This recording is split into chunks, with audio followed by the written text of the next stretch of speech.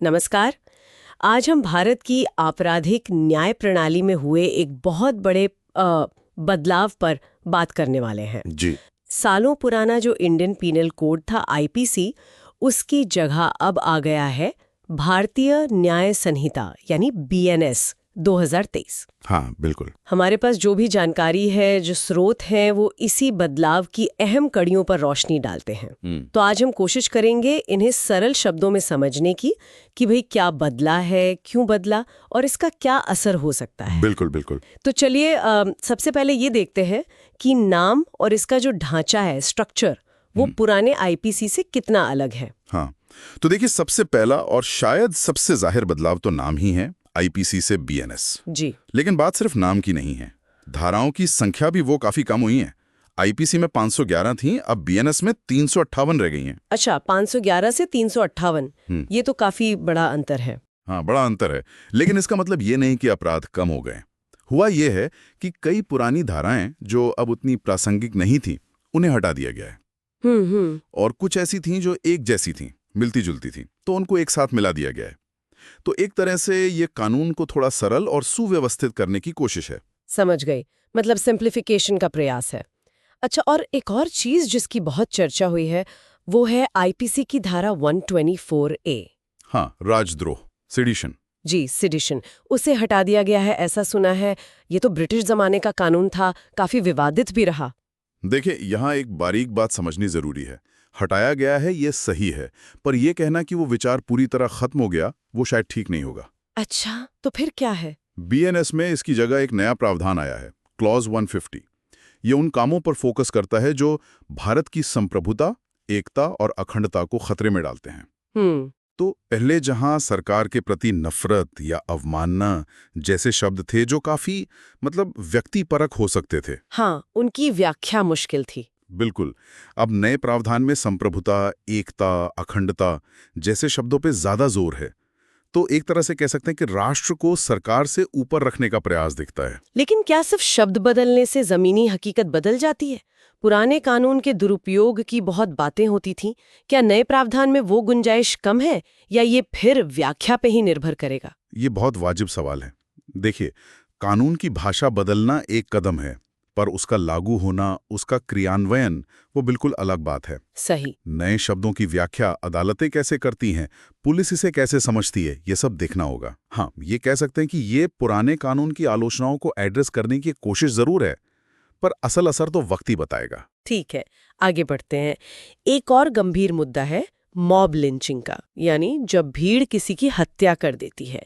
IPC में इसके लिए कोई अलग से कानून नहीं था जहां तक मुझे पता है। हाँ, ये एक बहुत बड़ी कमी मानी जाती थी और बीएनएस में इसे दूर करने की कोशिश हुई है। अच्छा, तो अब इसके लिए अलग प्रावधान है? जी हाँ, अब मॉब लिंचिंग को एक अलग विशिष्ट अपराध माना गया है और इसके लिए सजा भी बहुत सख्त रखी गई है, मृत्युदंड या फिर आजीवन कारावास तक। ओह, मृत्युदंड तक, ये तो काफी सख्त है। जी, ये दिखाता है कि कानून बनाने वाले समाज में जो नई और गंभीर चुनौतियां उभर रही हैं, उनको सीधे तौर पर संबोधित करना चाहते हैं। मॉब लिंचिंग के अलावा क्या महिलाओं और बच्चों के खिलाफ जो अपराध होते हैं या फिर आजकल जो नए तरह के अपराध हो रहे हैं, उन पर भी ध्यान दिया गया है? हाँ, बिल्कुल। महिलाओं और बच्चों के खिलाफ अपराधों, खासकर जो यौन अपराध हैं, उनके मामलों में सजाओं को और कड़ा किया गया है, नियमों को सख्त बनाया गया है। ठीक है। इसके साथ ही आतंकवाद और संगठित अपराध, इनकी परिभाषाओं को ज्यादा स्पष्ट किया गया है और इनके लिए भी कठोर दंड का प्रावधान है। ये पहले थोड़ी अस्पष्टता थी इसमें। और ये जो डिजिटल दुनिया बढ़ रही है, साइबर क्राइम, उसका क्या? हाँ, वो भी एक अहम पहलू है। साइबर क्राइम को पहली बार इतनी व्यापकता से आपराधिक संहिता में शामिल किया गया। अच्छा, जैसे ऑनलाइन फ्रॉड है, पहचान की चोरी है और सबसे महत्वपूर्ण, डिजिटल सबूतों की कानूनी मान्यता। ये सब अब बीएनएस का हिस्सा है। तो ये साफ दिखाता है कि कानून को आज की तकनीकी सच्चाई के साथ कदम मिलाने की कोशिश की गई है। तो ये बदलाव सिर्फ अपराध और सजा तक ही सीमित नहीं है ऐसा लग रहा है। क्या जो पूरी न्याय प्रक्रिया है उसमें भी कुछ बदला है? हाँ, बिल्कुल। बीएनएस सिर्फ ये नहीं बताता कि क्या अपराध है और क्या सजा। इसमें प्रक्रियात्मक बदलाव भी हैं। जैसे पुलिस की जवाबदेही बढ़ाने पर जोर है। एफआईआर दर्ज होने के बाद चार्जशीट एक तय समय सीमा में दाखिल करनी होगी, ऐसी बात है? हाँ, ये तो जरूरी था।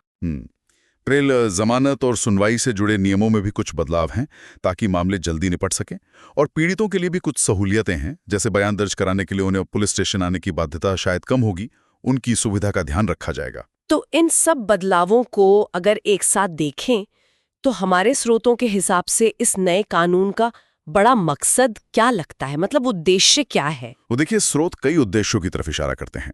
पहला तो यही है कि जो पुराने औपनिवेशिक यानी गुलामी की मानसिकता वाले कानून थे उनसे छुटकारा पाना, और भारतीय समाज की जो आज की जरूरतें हैं उनके हिसाब से न्याय व्यवस्था बनाना। दूसरा, महिलाओं, बच्चों और जो कमजोर वर्ग हैं उन्हें बेहतर सुरक्षा देना।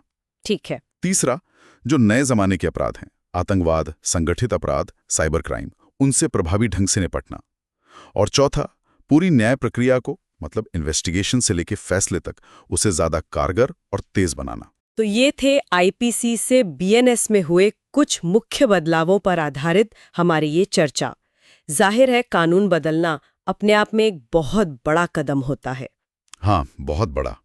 और ये बदलाव कागज पर तो महत्वपूर्ण लगते हैं, लेकिन असली परीक्षा तो तब होगी जब ये जमीन पर उतरेंगे, जब इन्हें लागू किया जाएगा। बिल्कुल। और यहीं पर एक अहम सवाल मन में आता है सोचने के लिए कि क्या सिर्फ कानून के प्रावधान बदल देने से हमारी न्याय प्रणाली की जो गहरी समस्याएं हैं, जैसे मुकदमों में सालों साल की देरी या पुलिस और अदालतों में संसाधनों की भारी कमी, क्या ये सब अपने आप हल हो जाएंगी? ये तो सोचने वाली बात है।